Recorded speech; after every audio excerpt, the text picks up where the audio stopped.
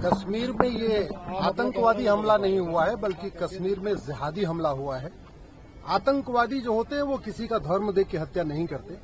ये एक जिहादी हमला हुआ, इसलिए पहले नाम पूछा गया है, कलमा पढ़वाया गया, उसके बाद मारा गया। भारत के 25 टुकड़े हुए पिछले 2500 वर्षों में, 7 टुकड़े तो हो गए 1857 के बाद।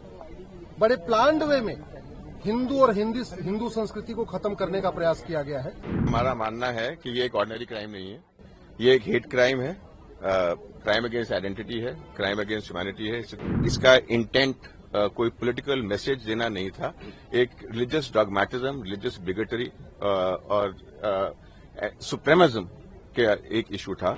कोई भी बंदा जिसको देखेगा उसको एक ही चीज बोल सकता है कि एक शर्मनाक इंसिडेंट था। कश्मीर में ये आतंकवादी हमला नहीं हुआ है, बल्कि कश्मीर में जिहादी हमला हुआ है।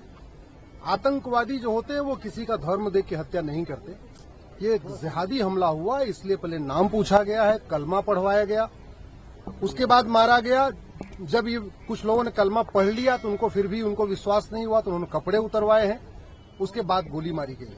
तो पहली बात तो मैं अपने प्रिंट मीडिया और इलेक्ट्रॉनिक मीडिया और सभी मीडिया से आग्रह करूंगा, इसको आप टेररिज्म मत कहिए, इसको आप आतंकवादी हमला मत कहिए, ये जिहादी हमला हुआ है।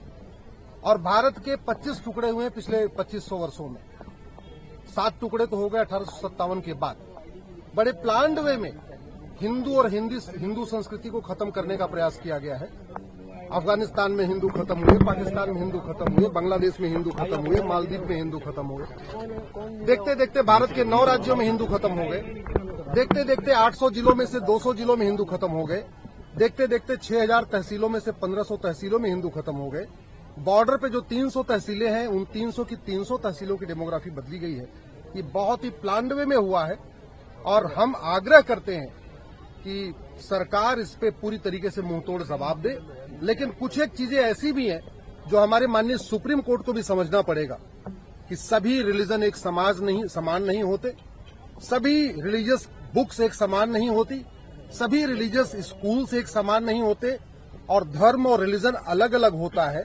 इसको अगर माननीय सुप्रीम कोर्ट के जज इसको समझे तो अच्छा है, क्योंकि बहुत कुछ मिस इंटरप्रिटेशन हुआ है आर्टिकल 25 और 30 का, और नतीजा ये हुआ कि लगातार हिंदू संस्कृति यहाँ कमजोर हुई है और विदेशी संस्कृति और जिहादी संस्कृति मजबूत हुई है। इसको रोकना बहुत जरूरी है। ये हमारा मानना है कि ये एक ऑर्डिनरी क्राइम नहीं है, ये एक हेट क्राइम है, क्राइम अगेंस्ट आइडेंटिटी है, क्राइम अगेंस्ट ह्यूमैनिटी है। इसे कोई पॉलिटिकल क्राइम का मिसडिस्क्रिप्शन नहीं दे सकते।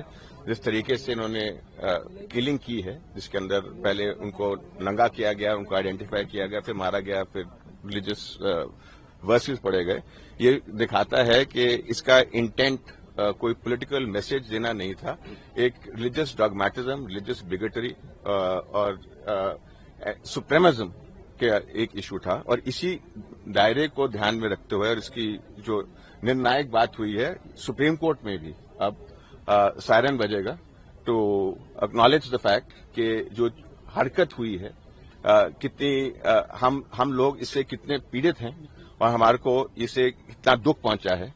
और कोई भी राइट थिंकिंग आदमी कि जिसका कोई भी बंदा जिसको देखेगा उसको एक ही चीज बोल सकता है कि एक शर्मनाक इंसिडेंट था। तो अब 2 मिनट के साइलेंस, सुप्रीम कोर्ट में भी दिस इज ऑल्सो अनप्रेसिडेंटेड कि ऐसी चीज होगी।